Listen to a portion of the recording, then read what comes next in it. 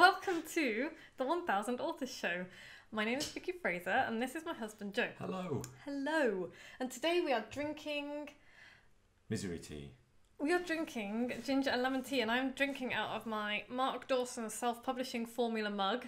And I'm drinking... Which I was interviewed on not so long ago, and it was really cool. That's more important than what you're drinking out of, but now you may talk about it. Sorry. Sorry. I'm drinking misery tea out of a mug from Mr. B's Emporium of Reading Delights. Which is the best bookshop in the entire world, In because that's where I had my reading spa, and it was the most amazing day. Hello, Mr. B. Hi, Mr. B's. So yeah, we are talking today. Well, today's title is A Crash Course in Editing, and that is exactly what you're going to get, because nobody wants to edit their own book, but not everybody can afford a professional editor. So I'm going to give you my top tips as a book coach and editor and book writer about how to edit your book without wanting to cry too much. We also will most likely at some point during this episode have a guest appearance from Whiskey, who is... Pesky. She has definitely got the pesk this afternoon. She is in the office, pesking about the place. She's running and jumping and sliding around on the mats, which is quite entertaining. So, yeah. So what are you reading at the moment, Joe? So I have just finished reading The Bus Driver Who Wanted to Be God and Other Stories. Other short stories? Other stories. Short stories. That was by a chap whose name I can't remember. We mentioned it last week. We did? Can you not remember it? No. And I've just finished it, and I like the short stories. Half the book was kind of one slightly longer story in multiple chapters. Oh, was it? Yes, which... Edgar Carrot. Edgar Carrot, there you go. Which I enjoyed, but I kind of didn't really get it. I kind of felt, it made me feel like I was missing the point of the story a little bit. Okay, well I'm going to read it soon, so I will report back and let you know what I think. Cool, what are you reading? What are you reading now though? Oh, well I'm moving on to Don't Touch My Hair. By Emma Dabiri. By Emma Dabiri, which you have told me I must read, so therefore I am reading it next. Which I have been talking about a lot over the last few episodes You have. of the podcast. Okay, so I am reading The Lost Continent by Terry Pratchett still, as my fiction book. I am also reading non-fiction. I am reading some Children I Taught and What They Taught Me by Kate Clancy. I've literally just opened it, so I'm very excited. She is a teacher, or used to be a teacher, or is a teacher, who wants to change the world. So obviously I'm a big fan of her, and she concentrates on poetry, but also got her book How to Grow Your Own Poem. Nice. But yeah, she wants to change the world, and so therefore I think she's amazing. And the poetry that her children write is astonishingly good, because I've seen some of it online. And I'm also reading Read Books All Day and Get Paid For It by Jenny Nash, who is a book coach who has been a book coach for 30 odd years. And so I'm about to start coaching. I'm about to start getting coaching stuff, getting coached. Oh my God. Words? She's going to listen to this and be like, yeah, we're not going to do that. I am about to start being coached by, I don't even, well, yeah, because by the time this is out. Spit it out. By Hilary Weiss, who... Hi, Hilary. Hi! Who has been on the podcast before and whose show that I've been on. I'm very excited. Anyway, this book that I'm reading, Read Books All Day and Get Paid For It, is all about running your own book coaching business and all the rest of it. And I'm always trying to learn new things about how to be better at what I do. And this is actually the perfect timing, because it's making me think about what I want from my business and my clients and myself. And it's really good timing for starting to do all of the business coaching stuff that I'm about to start on. Cool. Yeah. Good, well done. I think I should stop talking for a living. But in the house, exciting things in the house. In the house we have walls. Now this might not seem exciting to people who traditionally have walls, but believe me, we've had like a 7-metre hole in the front of the house for quite a long time now, and we've been filling the gaps in between the oak as time allows, and on the weekend just gone, we finished. This is the face of somebody who's really pleased. So no longer is there crappy concrete in our house. No longer is there horrible bricks that are wet, soaking wet. That are wet and have rotting. No insulation and are rotting the timbers. They're gone. We now have lovely cork and lime, which is great. Oh, it's great. And then next week, by the time you hear next week's podcast, we might even have all new windows downstairs. That'd be pretty cool. because we're having the windows downstairs fitted next week. Yeah. Having the horrible, cheap, nasty single glazed windows that don't even open. Who puts windows that don't open in a house? And we're having them replaced with beautiful oak, double glazed cottage windows that will be perfectly in keeping with our cottage. Yes. Be able to open them. Although they didn't have double glazing in the 16th century. Well, no, but we're not in the 16th century anymore. No, that's true. But yes, it should be marvellous. But yes, it's quite a revelation to not have like tarpaulins covering big gaps in the house. I know.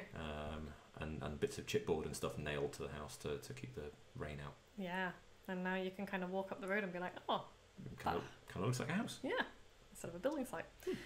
So yes, right, but that's enough of that, because today we are talking about editing, how to edit or even grow any enthusiasm for doing so.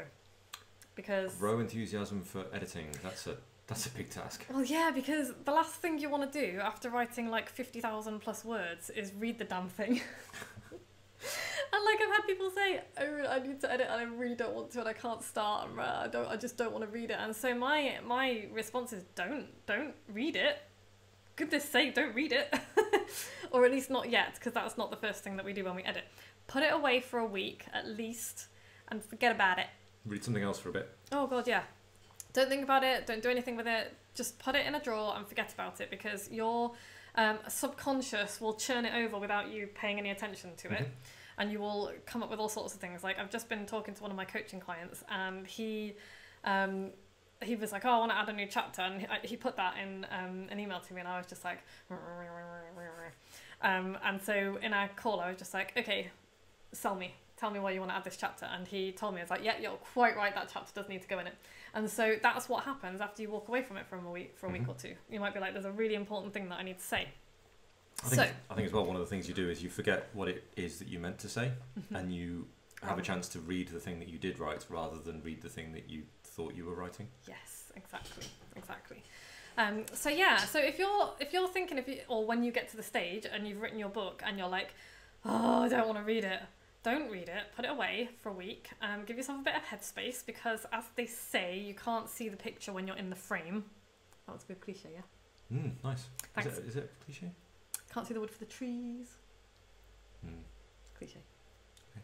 True though. Which also, by the way, is why nobody can write a book all on their own, or not a good book anyway. That's why you need people around you to help you, editors and proofreaders and beta readers and people like that. So you put it away for a week or so, and then you can start editing, which I will give you some marvellous tips on in a moment. But first I just want to run through the 4 stages of editing. If you're watching the YouTube version of this, I'm wearing a jumper that's way too big for me. It was given to me by my friend Dan. Hi Dan. Hi Dan. And it's become my favourite jumper because it's enormous, but it is a lot too big for me. So, hello. 4 stages. 4 stages of editing, yes. So, stage the first, high-level structural editing. Stage the second, beta reader editing. Stage the third, copy editing. Stage the fourth, proofreading. 4 stages. 4 stages. We're going to go through at least the first 2 stages this week. We'll see how we get on. Okay. So, stage the first. Thank you, Joe. The high-level structural edit. This is the big picture stuff, and this is where you have the good news that you don't have to sit down and read every word that you have just written, word by word, and then just want to set fire to it. So you don't have to do that. And in fact, you should not do that, because that will distract you from what you actually need to do at this stage. Okay. Because this is about whether the book as a whole works, and the structure of it and all the rest of it. And if you start getting bogged down, if you start reading it, you will just see typos and ways that you can say things better. And that's not what we're doing. That's not what we're doing, because if you get bogged down in that stuff and you spend time doing that, but actually the structure of your book doesn't work very well at the moment, then you're not going to see the things that don't work on a macro scale, and that's actually more important than than the small stuff. It's very important that your book reads well, that isn't riddled with typos and all the rest of it, but it's more important that the thing as a whole works really well, because people will forgive. Like if you think about a book, and there's a good example of this. Have you read The Da Vinci Code by Dan Brown? Yes. Yeah, it's a cracking read. It's not very well written. he's, in my opinion, he's not a particularly good writer, but he's a cracking storyteller. And so for me, it was less important that he's not a particularly good writer, because the story itself dragged me through from start to finish and was just like, oh, it was such a really good read. It wasn't riddled with typos or anything like that. I just don't think it's particularly well written, but that doesn't matter. It really doesn't, for the purposes of that book. So if you have the overall structure and the storytelling down and the narrative down, that's the most important thing, and we can look at the bits and pieces later. Yeah, so this is about sorting out the structure, and is it in the right order, and should that chapter come first, and does it make sense? Does it make sense as a whole reader journey from one place to the other? Exactly. So the very first thing that I would like you to do when you're doing this stage 1 of editing is go back to your big idea and your book outline and the promise that you made to your reader. So, and then have a look at the table of contents and your kind of structure of the book. Do you think that your book structure as it is fulfills that promise at a high level? So think about where your reader is when they pick up your book. What state of mind are they in? What do they believe to be true about themselves? What do they, what problem are they suffering? All of that kind of stuff. And then have a look at the structure of the book, the table of contents. Think about the promise that you've made, and then look at, read it through. Does that at a high level take your reader from where they are at the beginning to where you want them to be at the end? That's the very first thing you need to do. Have a look at the chapter order. Does the structure work? Are the messages and ideas that you need to get across in there? Is there anything big missing? So, for example, my client that I was just talking about, he realised that, a part of, without going into too much detail about what he does, but a part of making your business, work for you and make money for you it's not just about living a rich life. Is not just about money, it's also about time. And so the chapter that he wants to add is really, really crucial to that. And so I was just like, yeah, absolutely needs to go in. So is there anything big missing that you can see from looking through the structure of your book? Really, really important. Cool. And conversely, is there anything that needs to come out? If you read through it and you're like, I'm not really sure why that chapter's in there, and actually I think it takes you off on a tangent, you can take it out, and there will be massive resistance to doing that, because you won't want to, because you're like, oh, I've written it now and it's like it's wasted. It's not. You can turn it into an article or a bunch of other stuff. Put it somewhere safe for the future. It's an article, it's a chapter in a different book, it's a whole rack of emails or whatever it might be. You're not chucking it in the bin, you're just not using it in this book. Yes, exactly. So, do you need to add anything? Do you need to take anything out? Does the structure work? Does the chapter order work? Does everything kind of flow? You want to think about flow. Are you taking somebody through from, A to B without going to Z and then H? And then, that's a bit of a twisted metaphor, but you see what I mean? So we're thinking collie, not spaniel. Okay? To take a dog metaphor. Oh no, whippet. What? Whippets run in a straight line. It's like whippet will run in a straight line after a rabbit, and a spaniel will do like 53 bazillion loops and turns and... Okay. Yeah. They will do. Yeah, yep. Alright. So yeah, you want to be a whippet. Maybe with a little side. Every now and then. What's she doing? I do not know. She is up to no good. She has seen something. Cat is not. Okay, next thing. Work on the table of contents basis at first. So look at the table of contents. We're looking at the big picture, not the detail. Make notes on your table of contents. You should have printed it out with your, we're going to print it out. Oh, that's another thing. Print out your first draft to have a look at. This is really important, I think. I am a tree hugger. I don't like the idea of waste, but I think it's really important to print out your first draft on paper so that you can read it. It's very difficult to do this on a screen. Reading a book on a screen is tough, isn't it? It is tough, and also you will get distracted, and also you want to think about the experience that people are going to have when they're reading it as well. So it's important to have it in paper. A couple of quick tips on that. Make sure that you are double line spacing it, at least. Make sure it's in a font that's big and easy to read. So at least 12 point, maybe a little bit bigger, because you want to make this really easy to read. And you want big margins as well, because you'll want to make notes in the margins. So they're my 3 top tips. And just print it either like on your own printer or send it to a local printer and just get it printed really cheaply.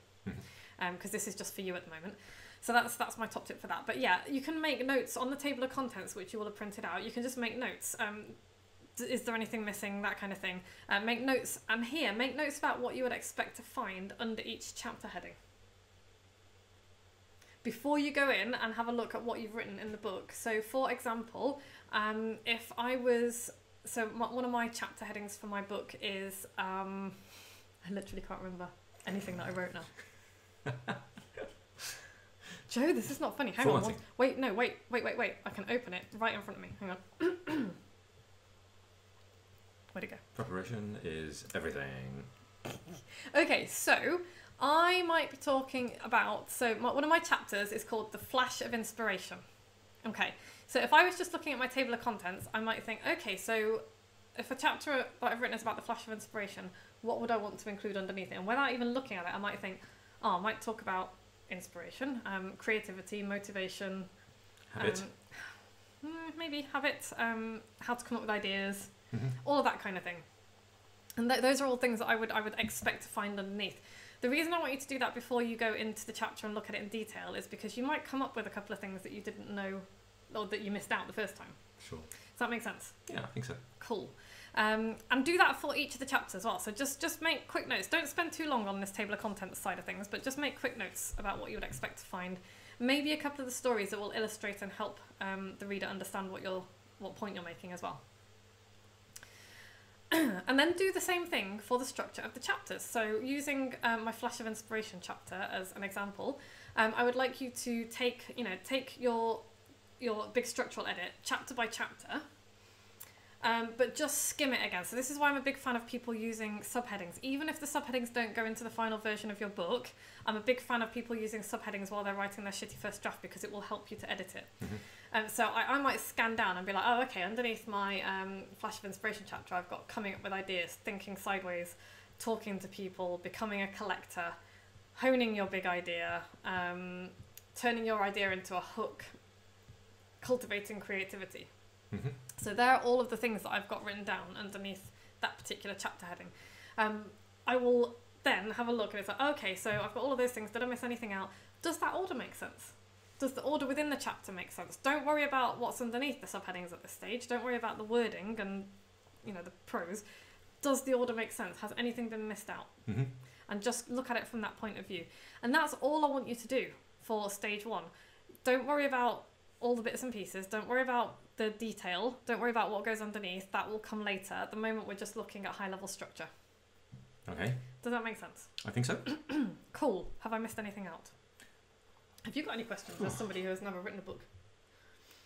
It sounds like one of those tasks I would hate doing. I would need to quite plan it, and I would be like, okay, today I am doing this bit. Yeah. And it would be a process over probably a couple of weeks. If I've got 15 chapters or something, it's going to be one a day, isn't it? Yeah, I mean, at this stage, though, we're not going into a huge amount of detail and editing. We're just shifting things around and looking. So it depends how much... I mean, some people's first drafts are in better shape than others. So it really depends on how much work you think you've got to do. Really think about what each chapter has to do and whether or not you feel like it's accomplished it. So, yeah. That'll help. Cool. Yeah. Okay. Stage 2... editing stage 2 is beta readers. So once you have done your stage 1 edit for yourself and you have got the structure in place, very quickly run it through something like Grammarly or Pro Writing Aid just to get rid of the worst typos and spelling mistakes and things like that. And then you're going to send it to your beta readers and they are going to do a very similar thing. They will also pick up typos and things because people love to point out typos and you won't be able to stop them. But what you can do is send them a bunch of questions to get them to focus specifically on what you want to know, on what you want their help with. We've done a whole podcast on beta readers before, and I should know what episode it was. It'll be in the show notes. It'll be, yeah. The episode will be in the show notes. You can go and listen to that episode again. But ask them questions. Make sure it's people in your target audience for a start, not just random people, because much as it's nice to get feedback from your spouse or your mom and dad or whatever, if they're not in your target audience, there's only a limited amount of help they'll be able to give you. And if they come back with I don't like it, that's not really helpful if they're not your target audience. So make sure that your beta readers comprise at least 80% of them need to be your target audience. Sure. Be wary of sending it to other writers because we are really pissy. Picky and fussy. That was a portmanteau. And we tend to, I mean, I don't do this because I'm a book coach. And, well, it's not my job. I wouldn't be a very good book coach if I did this. But writers do tend to give their opinion on the writing style. And again, that's not always useful feedback as a beta reader. So yeah, ask them questions. Make sure that you know what you want to know from your beta readers. Does it flow? All of the stuff that we've just talked about, basically, in the structural edit, that's the kind of thing that you want to know from your beta readers. Does it flow? Is there anything important missing? Does it make sense? What don't you understand? What haven't I explained well? All of that kind of thing is super, super important. And that's stuff that you won't necessarily be able to answer for yourself because you've got the curse of knowledge. You know what you mean. Like you said at the beginning, it's like you know what you mean when you write it. That doesn't mean that you've written it at a basic enough level for people who don't understand. Yeah, for sure. So I guess you've had experience like that today because you were when you're trying to explain like the entirety of your systems to somebody at work. Yes. And it's like, well, this is how it works. And they're like, what? This makes no sense. Like, what? Yeah, you're right. Well, okay, I'm hoping that people who are listening, I'm hoping their books will make sense, at least partly. So yeah, I mean, where are we at time-wise? Is it actually recording? Oh, motherfucker. I hope it's recording. It bloody isn't, you know. What about can you strip the audio off that one? Yeah, I can strip the audio off that one. This is why, top podcasting tip, everybody, always have at least 2 recording devices for your podcast because otherwise you will record the whole thing without hitting record. Nice. Yeah. So, yeah, nice one. QuickTime. Well, I think to be fair, it was user error. I'm just going to close that. Might as well. Yeah.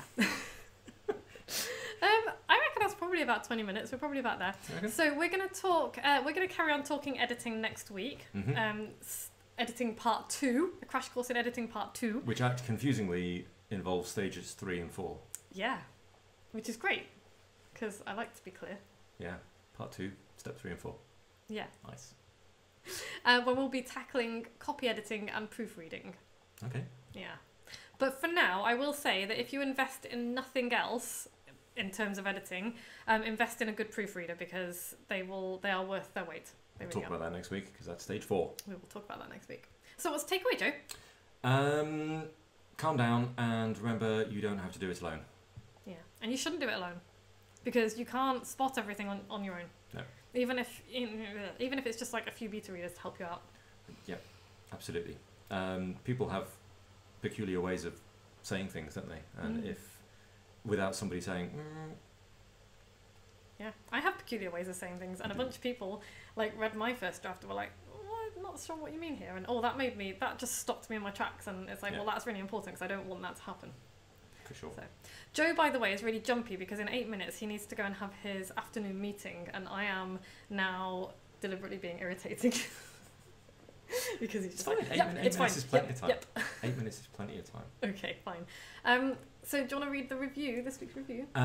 This week's review comes from Sarah, and it was from August this year. She said, on my way to London last week, I binge listened to your podcast, Vicky, and I loved the one with you and Yinka. Fab stuff. Yeah. All right. You've so hurt Joe's feelings now, Sarah. Thanks, Sarah. That, by the way, that's Sarah from Team Moxie Power Hour. Whatever. And I have 3 Sarahs in my Power Hour, and I'm not 100% sure which Sarah said that because there was no surname. So thank you, Sarahs. Thanks. You've massively upset Joe now. Obviously, Yinka is awesome, so I'm going to get back on the show at some point. Hi, Yinka. If you would like to leave us a review, please do, because we will love it. Even if it's a bad review, we'll read it out. We'll plug your business. I'm not sure which Sarah. It's either Sarah Silver, who is the chemical translator and is amazing, Sarah Bartlett, who is a dog trainer extraordinaire, or Sarah Maguire, who is a really fun will writing lady who is absolutely the opposite of somebody that you would think would be involved in legal shenanigans. Nice. That makes it sound like a criminal legal shenanigans. So yes. Hello, Sarahs. Hello, Sarahs. Thank you for that. Next week we will be finishing. It's not what it says there. No, next week it says... No, don't say what it says because then everyone will be confused. It's stage 2 of my crash course in editing. Absolutely. Yes, it is. If you'd like to join my Team Moxie Power Hours live writing sessions, which are awesome and people love them and they are going to change the world, moxiebooks.co.uk/power hour. Love to see you there. If you listen to every episode, email me with your postal address and I'll send you something silly. And if you liked this episode, go to iTunes and subscribe. It will help us climb the rankings, or subscribe wherever. Please leave us a review. 5 stars. Preferably mentioning me. And Just saying. Joe's very needy. He needs love from strangers on the internet. I do. Or you can just share it. If you know somebody who will enjoy this nonsense, send them to moxiebooks.co.uk/podcast. Cool. Thanks so much, Joe. It's nice to be appreciated. I appreciate you. Thank you. We will be back at the same time next week. Bye. Bye.